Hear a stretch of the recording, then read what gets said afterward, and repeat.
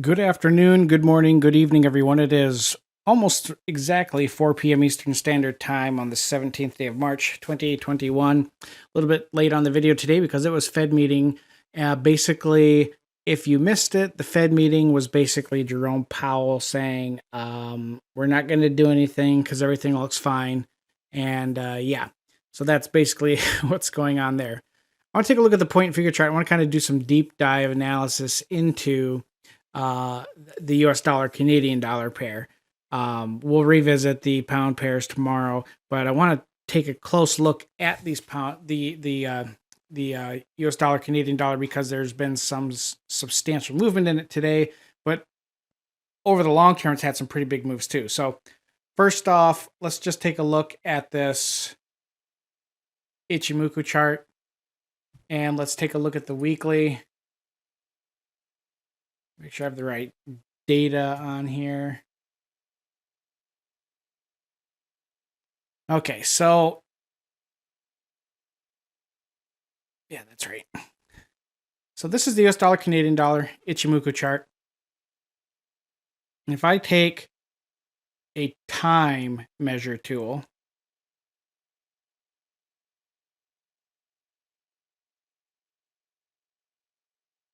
time and price rather,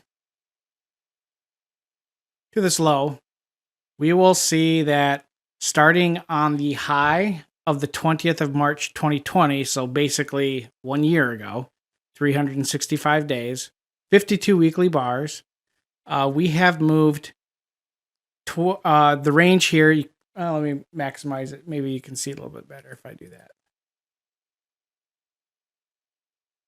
There we go. 364 days. The range. Now look at the range. That's the number that you should see. 2261. That's 2,261 pips to the south. All right. What's crazy about this whole move is that we have not touched the Kijun-sen on the weekly chart. We have not touched it since the first retest of it when it broke down below back in June of 2020. All right. There has not been a test of the Kijun-sen in all that time. I don't know how to tell you how freaking weird that is and how unnatural that is and how very bizarre that is on the weekly chart in foreign currencies to not test the Kijun-sen for what is coming up on 3/4 of a year. That is pretty wild. I mean, and really, we haven't seen, from swing to swing, we really have not seen any 50 like a major 50% retracement has not occurred yet. This is a very clear, 1, 2, 3, 4, 5 impulse wave to the south. It's very, very, very, very, very due for a corrective move here soon. But yeah, it's been pretty hammered down, and it's one of these things where it's like, man, it's making new lows too. I mean, we have to go back to where we are here. We have to go back to February of 2018. So we are at these 3-year lows. I mean, hell, we could break 4-year lows if it were to move a couple hundred pips further south. But that's a pretty steep drop. And then I want you to take a look at the RSI and the composite index and take a look at these values. All right. So the composite index, where it's currently at, this is technically in a support zone, but then in the RSI, we're below 30 now, which is fine. I mean, things can remain below 30 without an issue. But what's really odd is that we've had this sustained drive here without any type of major pullback up against the level 30 zone. There is a strong case for some regular bullish divergence that may form here at the end of the week. But otherwise, keep your eyes on that. But the lows here in the RSI, okay? The last time it was in these lows on the weekly chart was back in 2017, September of 2017. So, a little over 3.5 years ago. The composite index, it's fine sitting where it's at, but just look at that. So now let's take a look at the point and figure charts. So I've got the 40 pip 3-box reversal chart up here, which is kind of our long-term chart. And we did this on the 20 pip chart, but we've had, this kind of level here. I like where this is at.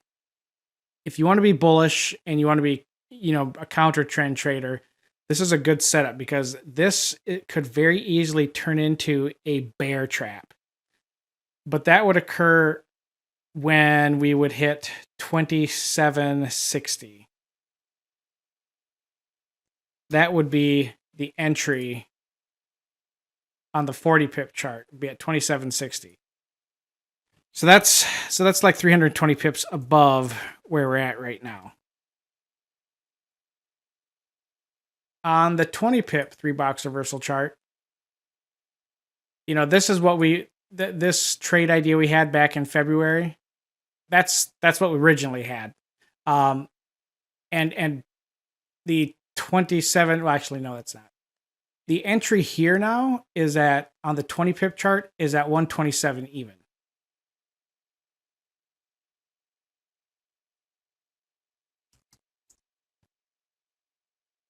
Well, wait, no. I take that back.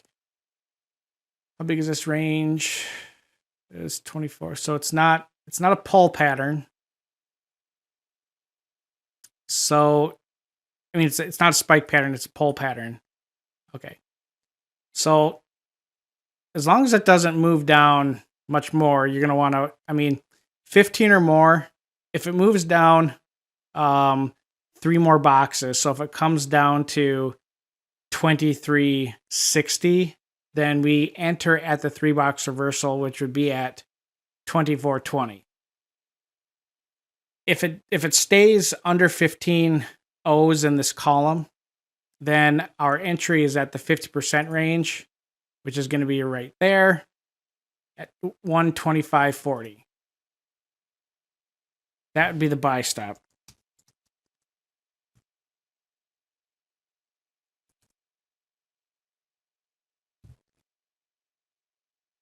And on the 5 pip, we'll just leave that alone. 5 pip's more of like a near-term sentiment thing that I use for point figure. But that's what we're looking at here on the US dollar, Canadian dollar.